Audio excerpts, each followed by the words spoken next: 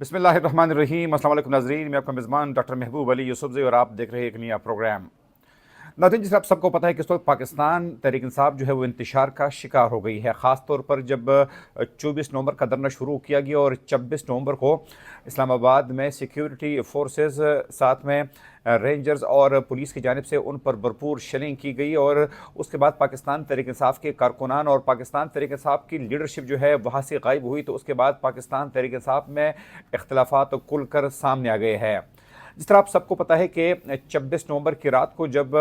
وفاقی دارالحکومت اسلام آباد میں رینجر، سیکیورٹی فورسز اور پولیس کی جانب سے پاکستان تحریک انصاف کے خلاف ایک بھرپور آپریشن شروع کیا گیا، خاص طور پر اگر ہم بلو ایریا کی بات کریں تو وہاں پہ تمام لائٹس بجھا دی گئی، اس کے بعد ان کے خلاف بھرپور شیلنگ کی گئی۔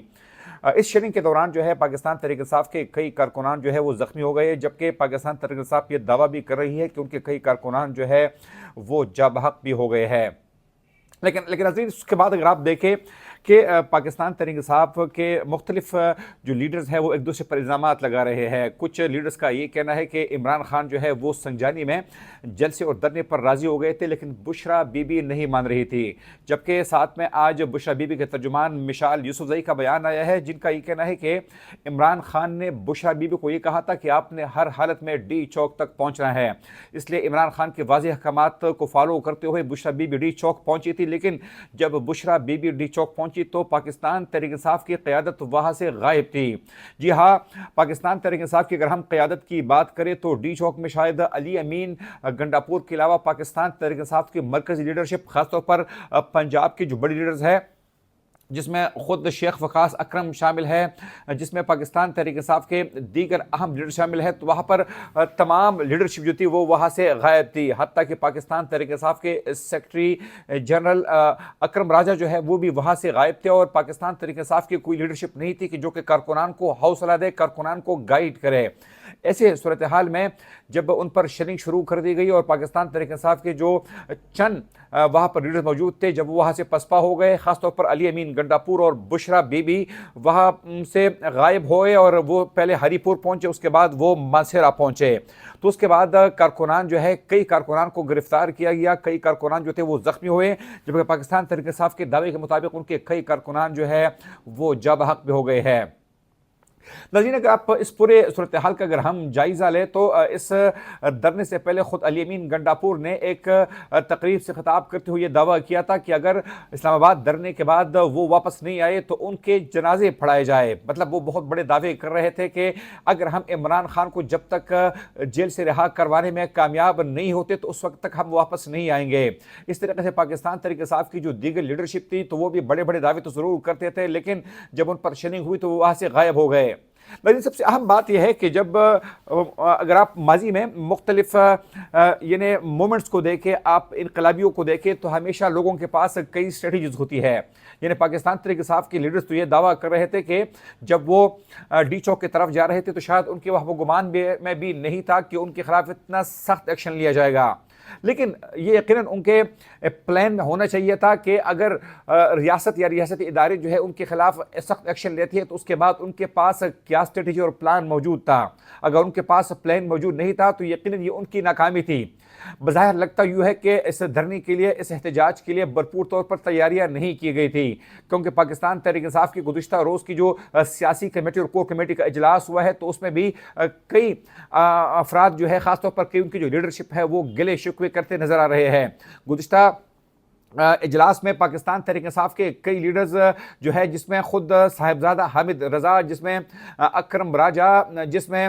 کئی لیڈر شامل ہیں، ان پر انگلیاں اٹھائی گئی، خود بیرسٹر گوہر پر انگلیاں اٹھائی گئی کہ آپ لوگ جو تھے وہ کہاں غائب تھے۔ اس کے بعد صاحبزادہ حامد رضا نے وہاں پر استعفیٰ دینے کا اعلان کیا تو بیرسٹر اکرم راجہ نے بھی بطور جنرل سیکرٹری پاکستان تحریک انصاف سے مستعفی ہونے کا اعلان کیا ہے۔ ذرائع کے مطابق اب پاکستان تحریک انصاف یہ سوچ رہی ہے کہ بیرسٹر گوہر جو کہ اس وقت پاکستان تحریک انصاف کے انٹرم چیئرمین بھی ہے، ان کو بھی عہدے سے ہٹایا جا رہا ہے۔ پاکستان تحریک انصاف جو ہے نہ صرف نئے عہدیدار جو ہے سامنے لائے جائیں گے، بلکہ ان کا پلان یہ ہے کہ یہ جو دھرنا دیا گیا تھا اس کی ناکامی کی وجوہات جاننے کے لیے ایک کمیشن بھی قائم کیا جائے گا، کیونکہ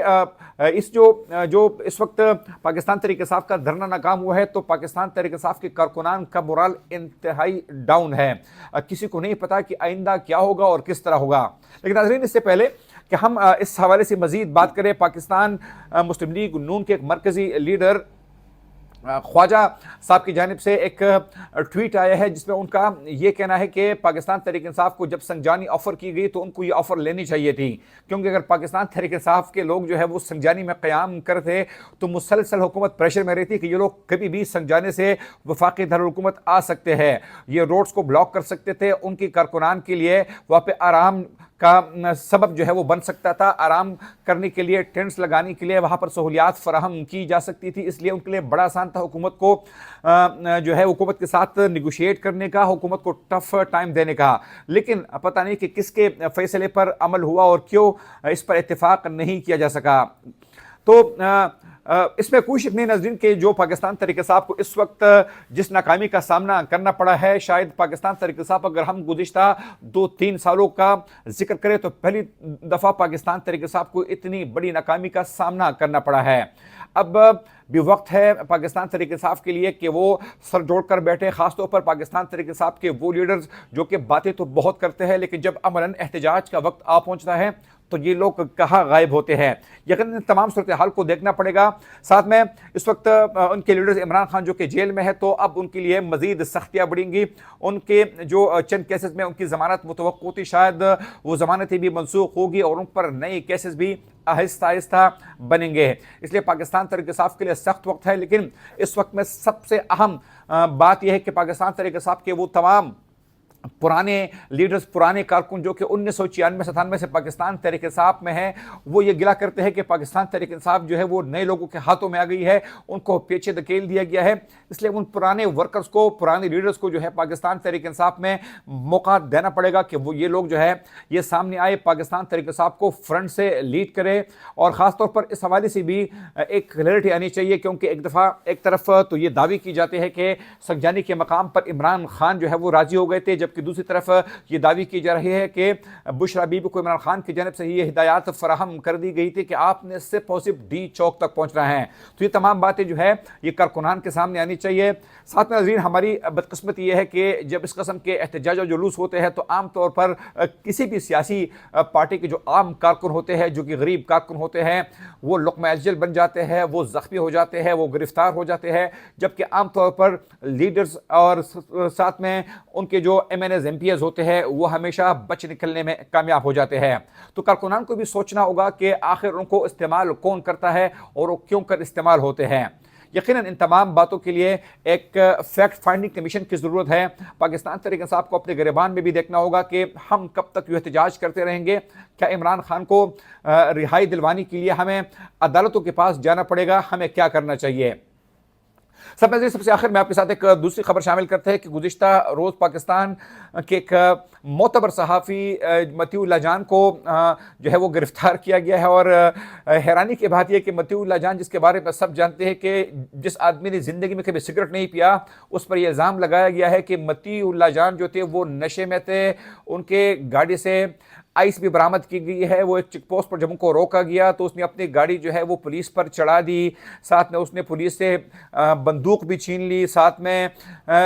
جو ہے انہوں نے بدماشی بھی کی. تو یہ تمام باتیں جو ہے یہ کوئی بھی صحافی جو ہے یا کوئی بھی ذی شعور آدمی جو ہے اس بات کو ماننے کے لیے تیار نہیں ہے.